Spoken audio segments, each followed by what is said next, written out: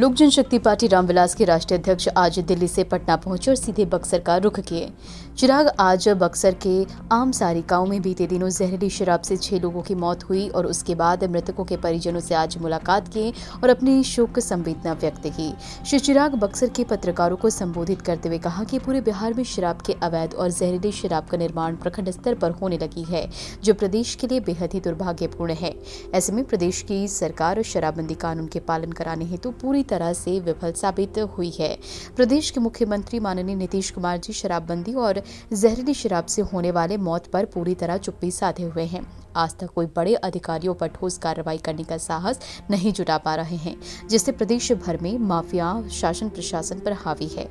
श्री चिराग ने प्रदेश में गिरती कानून व्यवस्था और विफल शराबबंदी के मद्देनजर प्रदेश में राष्ट्रपति शासन लागू करने की मांग की।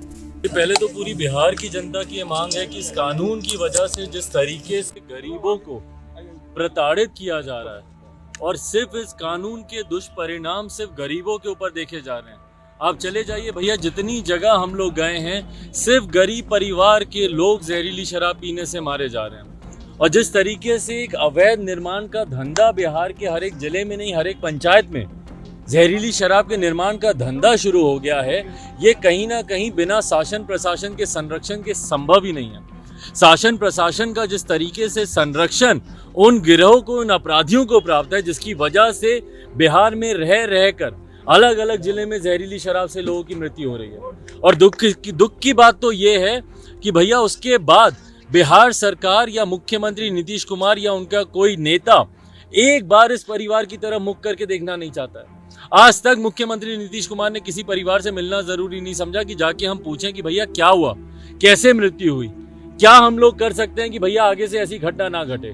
जब वो अपने गृह जिले नालंदा उन्होंने जाना जरूरी नहीं समझा तो और किसी जगह वो क्या जाएंगे। को लेकर के आपने राज्यपाल को ज्ञापन भी सौंपने, इसीलिए हम लोग मांग करते हैं भैया कि आप अब मुख्यमंत्री जो कि हमारे प्रदेश के गृह मंत्री भी हैं, उनसे अगर एक कानून, बाकी तो भूल ही जाइए ना, जितनी हत्याएं या लूटमार हो रही है बिहार में, अगर एक कानून शराबबंदी का कानून अगर मुख्यमंत्री नीतीश कुमार जी से नहीं संभल रहा तो ऐसे मुख्यमंत्री को प्रदेश में मुख्यमंत्री रहने का कोई अधिकार नहीं है। इसीलिए मामहीम राज्यपाल जी से हम लोगों ने लिखित रूप में आग्रह किया है कि तत्काल प्रभाव से इस सरकार को बर्खास्त करें और बिहार में राष्ट्रपति शासन 2024 का सपना देख रखे हैं। 2024 का सपना देख रखे हैं। 2024 का सपना ही तो देख रखे हैं भैया। गुजरात मॉडल इनको लागू करना था, इनको नरेंद्र मोदी जी के नक्शे कदमों पर इनको चलना था। उन्होंने गुजरात में शराबबंदी की, इनको यहाँ पे करनी थी, पर वहां पे कम से कम ईमानदार सोच के साथ ये हुआ था।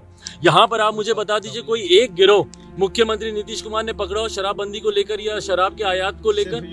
सिर्फ और सिर्फ इन्होंने शराबबंदी के नाम पर कहाँ पर डॉक्टरों को पकड़ा, इंजीनियर्स को पकड़ा, दुल्हन के कमरे में ये लोग जाते हैं छापेमारी करने, पर आज तक कभी किसी बड़े गिरोह या आकर यहाँ पर मृतक परिवार से इन्होंने मिलना जरूरी नहीं समझा। और ये हर एक जगह का हाल है भाई। डीएमएसपी के ऊपर नहीं कार्रवाई होनी चाहिए? बिल्कुल कार्रवाई होनी चाहिए। शासन प्रशासन के हर उस व्यक्ति पर आप करेंगे किस पे?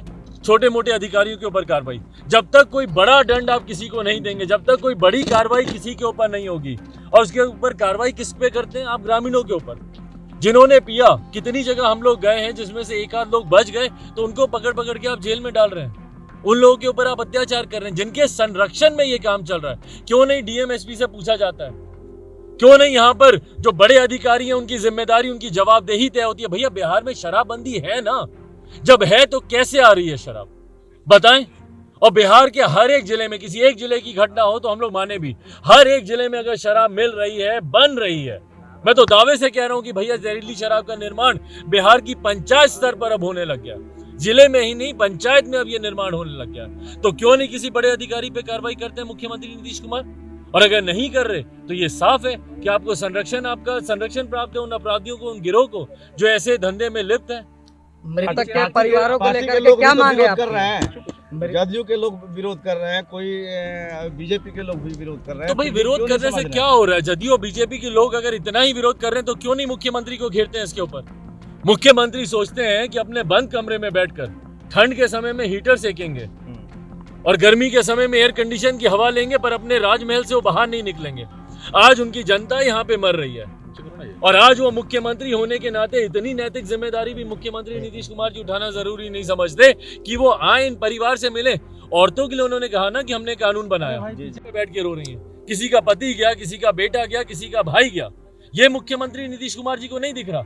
अगर आपका कानून इतना विफल है और उसके ऊपर एक कानून के पे आप चढ़े हुए हैं, सिर्फ बिहार में बात हो रही है तो शराबबंदी शराबबंदी शराबबंदी, उसके बाद आप शराबबंदी को धरातल पर नहीं उठा पा रहे। शिक्षक तक को आपने भाई गुरु का दर्जा दिया हम लोगों ने, भगवान से बढ़कर हम लोगों ने शिक्षकों को माना है, और आज आप शिक्षकों को आप लगा रहे हैं कि जाइए गुरुजी शराब को पकड़िए। ये सोच है मुख्यमंत्री नीतीश कुमार जी की। शिक्षकों को क्यों नहीं बोलते थे किसानों को कि भैया किसानी छोड़ दीजिए, शराब को ढूंढिए। मजदूरों को बोले कि निर्माण कार्य सारे बंद करें, जाके शराब ढूंढिए। सब आज के बाद शराब ढूंढने में लग जाएं, और मुख्यमंत्री नीतीश कुमार हीटर ब्लोअर की हवा लेते रहे, अपने हवा महल में बैठ। भाई दुख मुझे इसी बात का है कि आज की तारीख में चिराग पासवान, लोक जनशक्ति पार्टी, रामविलास के अलावा, और मैं इस पे राजनीति नहीं करना चाहता हूँ, मैं हर उस जिले में जिस बार मैं जाता हूँ आप सबके सामने मैं दिल पर हाथ रखकर मैं बोलता हूँ कि भगवान न करे कि मुझे किसी दूसरे ऐसे जिले में इस घटना को लेकर किसी रोती बिलखती माँ या बीवी के पास जाना पड़े। पर दुख की बात यह है कि आए दिन ऐसी घटनाएं हो रही हैं और कोई सत्ताधारी पक्ष का व्यक्ति नहीं आना चाहता। मैंने आपको इसका कारण बताया कि यही अगर बिहार में चुनाव होता तो सब लाइन लगाकर दरवाजे पे खड़े रहते। जितने हैं, जितने जाति पाति के जितने लोग हैं यहाँ पे, जिस मुसहर परिवार में हुआ है, सारे जितने घटक दल है सब आके यहाँ पे लाइन लगाकर खड़े रहते हैं। समीक्षा की जरूरत क्योंकि उनको अपना वोट बैंक दिखता। पूरी तरीके से समीक्षा की जरूरत है, मृतक के परिवार समीक्षा की जरूरत है, और सबसे पहले कानून में इस चीज को डाला जाए कि भैया अगर ऐसे किसी मृतक, ऐसे किसी परिवार में ऐसी घटना घटती है जहाँ पे जहरीली शराब पीने से अगर किसी परिवार में घटना घटती है तो पहले तो तत्काल प्रभाव से 25 लाख रुपए का मुआवजा परिवार को दिया जाए, और आश्रितों में से किसी एक को सरकारी नौकरी दी जाए।